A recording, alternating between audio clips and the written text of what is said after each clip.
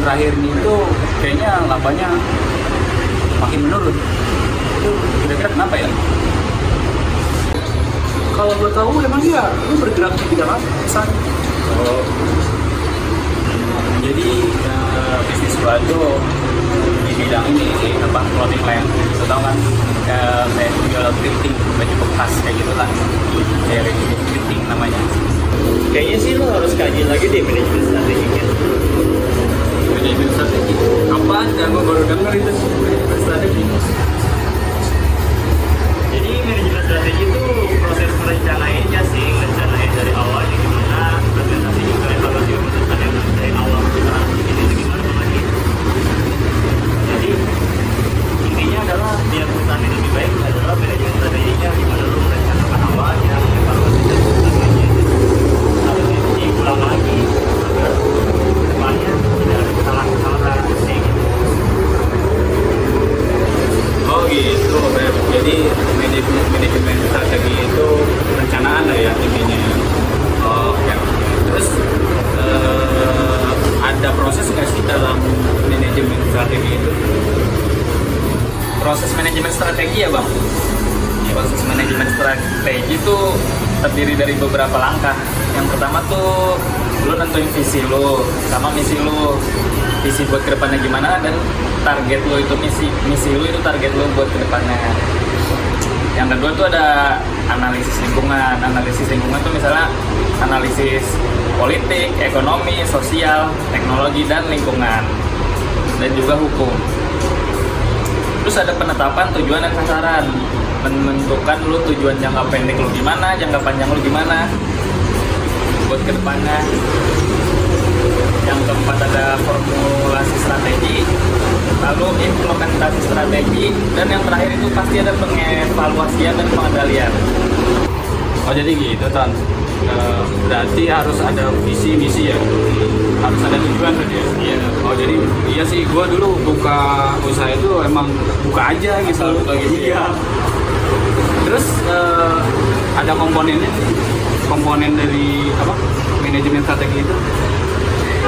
Ada bang komponennya. Si Rizky paling tahu dah kalau soal komponen dah, dia mah. Jadi Rizky yang jelasin ya. Oke. Untuk komponen intinya dari manajemen strategi ini yang pertama itu adalah perumusan strategi. Nah, perumusan strategi ini adalah berfokus pada penentuan arah strategi perusahaannya. Kan seperti kita tahu misalnya kemudian untuk perusahaannya kan sudah jelas bisnisnya dibilang apa. Terus kemudian kita melakukan implementasian dari strategi tersebut. Dari ada rencana kita terapi, dan kita terapi, terus setelah kita terapi kita evaluasi. Nah, kira-kira untuk implementasi itu udah berjalan lancar atau belum?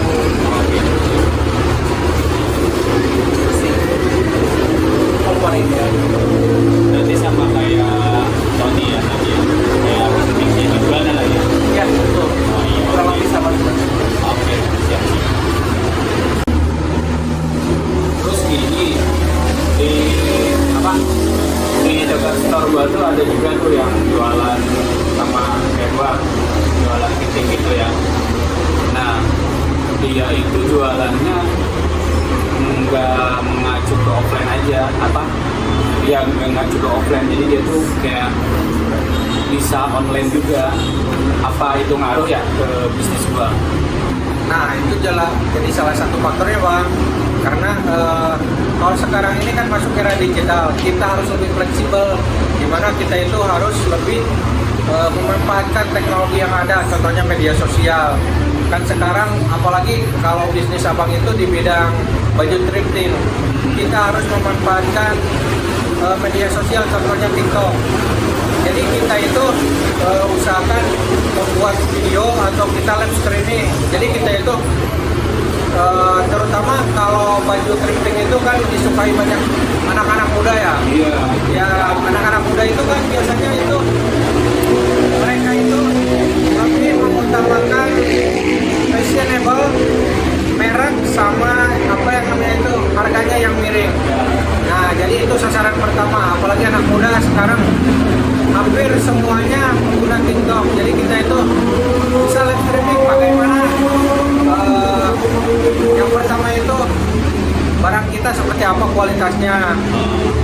Pas dipakai itu bentuknya seperti apa kan, mereka juga bisa membayangkan kalau dipakai sama dia itu kira-kira cocok gak di badan dia. Terus dari segi bahan, kualitasnya, jadi kita bisa review itu si barang itu sebelum kita jual itu, kita informasikan kepada pembelinya itu bahwa barang kita itu beda dari yang lain, kualitasnya bagus, harganya bersahabat dengan para pelanggan kita gitu ya.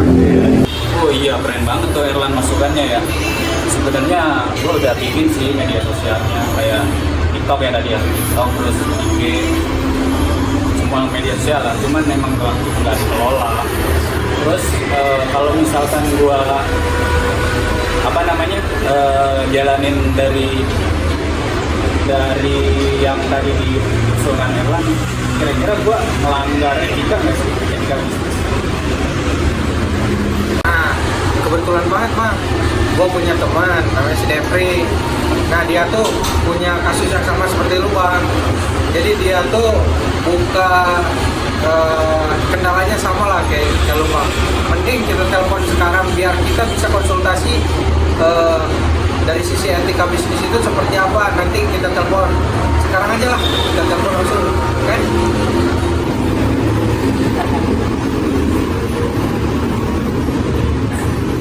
Mau tanya nih kan, Bang Adi itu punya kendala nih, dia mau buka usaha.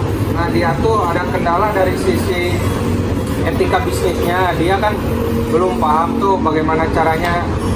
Dia kan mau pakai strategi itu, dia mau lewat streaming tuh di TikTok sama bikin video. Dia tuh berjualan baju thrifting.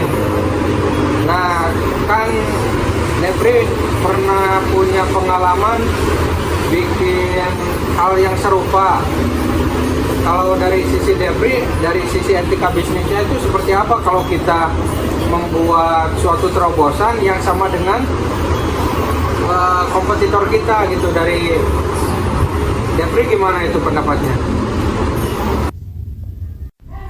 Menurut gue Lan, dengan pengalaman gue ya dalam berjualan baju yang sudah gue jalani selama ini menggunakan platform seperti TikTok melalui live streaming, dalam melakukan etika bisnis itu sangat penting. Meskipun banyak kompetitor yang menggunakan strategi pemasaran yang agresif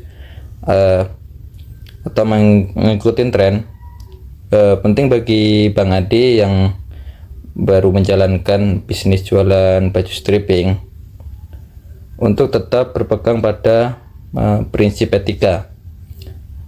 Salah satunya itu kejujuran dalam menyampaikan kualitas.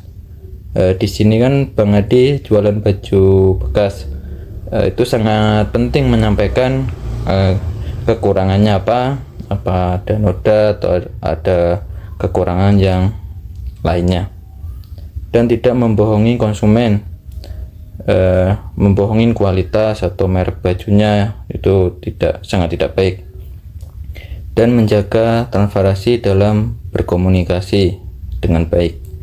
Komunikasi dalam live TikTok itu sangat penting. Kita harus menjaga etika, menjaga bahasa kita dalam penyampaian.